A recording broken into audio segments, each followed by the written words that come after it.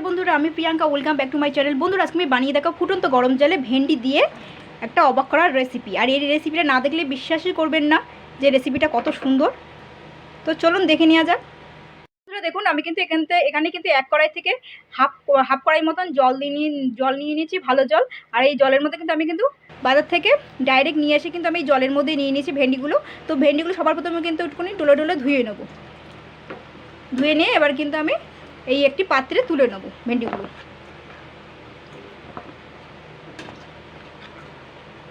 এবার আমি এই কড়াইয়ের জলটা কিন্তু আমি ফেলে দেবো। ফেলে দিয়ে আমি কিন্তু ভালো জল নেব। দেখুন বন্ধুগুলো ধুয়ে নিয়েছি আমি। তো বন্ধুরা দেখুন, আমি কিন্তু ফ্রেশ জল নিয়ে নিয়েছি, ভালো জল নিয়ে নিয়েছি। এবার আমি জলটাকে কিন্তু ভালো করে আগে ফুটিয়ে নেব। বন্ধুরা দেখুন, জলটা কিন্তু ফুটে গেছে।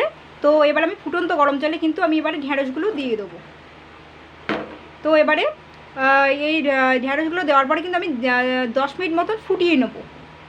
তারপর আমি 10 মিনিট পরে এই গরম জল থেকে তুলে নেব। তার মধ্যে আমি কী দেবো তার মধ্যে আমি রেডি করে নেবো। যে মশলাগুলো দেবো, উপকরণগুলো দেবো, তার মধ্যে আমি কিন্তু সেইগুলো রেডি করে নেব। বন্ধুরা দেখুন, আমি কিন্তু এই যখন সিদ্ধ করেছিলাম তখন কিন্তু আমি হাফ চামচ নুন দিয়ে সিদ্ধ করেছিলাম। দেখুন জলটা কীরকম লাল লাল মতন হয়ে গেছে। আর ভেন্ডির কালারটা কিন্তু দারুণ এসছে, পুরো সবুজ, গাঢ় সবুজ রঙের এসেছে। তো যাই হোক, আমি এবার এটা তুলে নেবো। আমি কিন্তু আর ধোবো না।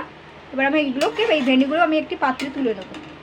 বন্ধুরা দেখুন, আমি কিন্তু এই পাত্রটায় তুলে নিয়েছি। তো এবার আমি কিন্তু ভেন্ডিগুলো এইভাবে নেব। এবার সামনের মুখটা কিন্তু কেটে বাদ দিয়ে দেবো, আর এই পেছনের মুখটা কেটে কিন্তু বাদ দিয়ে দেবো। এইভাবে কিন্তু সবগুলো করে নেবো আমি।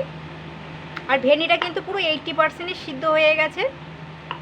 দেখুন, যেহেতু কচি ভেন্ডি, তো সামনের অংশ পেছনের অংশগুলো সব কেটে বাদ দিয়ে দিচ্ছি। সবগুলোই কিন্তু তাই করে নেবো, এইভাবে করে নেব।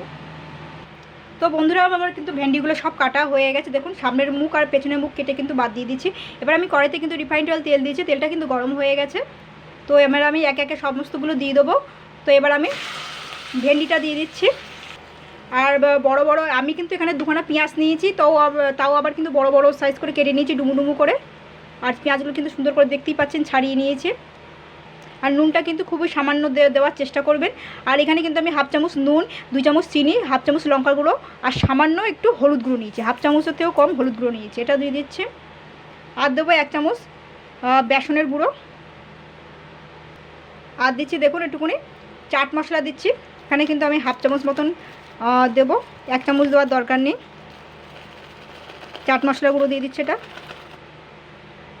আর দিচ্ছি দেখুন আমচুর পাউডারও দিয়ে দিচ্ছি, এই হাফ চামচ মতন। এগুলো যদি না থাকে না দেবেন, কিন্তু এগুলো দিলে একটু ভালো লাগবে খেতে। আর এখানে কিন্তু আমি কাসুরি মেথি ব্যবহার করছি। দেখুন এটা কিন্তু একটু ডলে ডলে নেব কাসুরি মেথিটা। এটা দিয়ে দিচ্ছি। এখানে কিন্তু আবার 1 চামচ কিন্তু ম্যাগি মশলা অ্যাড করছি, 1 চামচ দিচ্ছি। এবার আমি সমস্ত উপকরণগুলো দিয়ে কিন্তু আমি 3 থেকে 4 মিনিট ফ্রাই করে নেব, যেহেতু ভেন্ডিটা কিন্তু হয়ে গেছে। এটা কিন্তু মিডিয়াম আঁচেই করতে হবে। তো বন্ধুরা দেখুন, এটা কিন্তু আমার 3-4 মিনিট ভাজা হয়ে গেছে।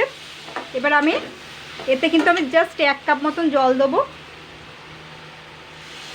এটা কিন্তু একটু গায়ে মাখা মতন হবে।